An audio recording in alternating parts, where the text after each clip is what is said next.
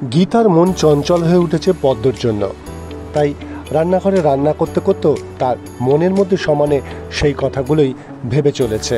এমন সময় রান্নাঘরে ঠাম্মি এসে উপস্থিত হয়। তাকেও সে পদ্ম সম্বন্ধে নানান প্রশ্ন করে। এরপর দেখা যায় যে অগ্নিজিৎ মুখার্জির ঘরে সে কোর্ট দিতে যায়। অগ্নিজিৎ মুখার্জি বসে চিন্তা করছিল তার কোর্টে যে অসম্মান হয়েছে সেই সব কথা, কিন্তু গীতা তাকে কোর্ট পরিয়ে দিয়ে তাকে কোর্টে পাঠানোর ব্যবস্থা করে। কিন্তু অগ্নিজিৎ মুখার্জির কাছে সেই সময় বেশ কিছু ফোন আসে, যেই ফোনগুলোতে সকলেই মিলে বলতে থাকে যে তারা এবার থেকে গীতা এলএলবিকে তাদের সমস্ত কেসগুলো দেবে, অগ্নিজিৎ মুখার্জির থেকে সরিয়ে নেবে। অগ্নিজিৎ মুখার্জি ভীষণভাবে ভেঙে পড়েন।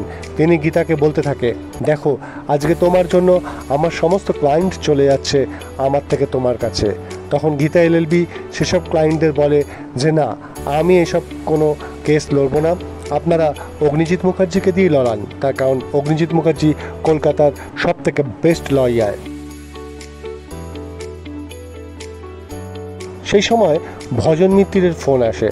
ভজন মিত্তি তাকে অগ্নিজিৎ মুখার্জি বলে বলাতে তখন অগ্নিজিৎ মুখার্জি চিৎকার করে ওঠে ভজনের দিকে। তখন ভজন বলে কিরণকান্তি ব্যানার্জির ছেলের কেসটা এবার সে হ্যান্ডেল করবে, এবং সেই শুনে অগ্নিজিৎ মুখার্জির মাথায় আরও রাগ চেপে যায় এবং সে তখন ভজনকে বলে, কি বলছো ভজন? ভজন এই বলে ফোন কেটে দেয়। গীতা এই কথা শোনার পরই সে অগ্নিজিৎ মুখার্জিকে বলে, বাবা আপনি এক্ষুনি পদ্মকে ফোন করুন। গীতা অগ্নিজিৎ মুখার্জির থেকে ফোন নিয়ে পদ্মকে ফোন করে। সেই সময় দেখা যায় কিরণকান্তি ব্যানার্জির লোক পদ্মর মাথায় বন্দুক ঠেকিয়ে রেখেছে, আর ভজন মিত্র তাকে বলছে ঠিক যা যা বলেছি সেই কথাগুলোই বল।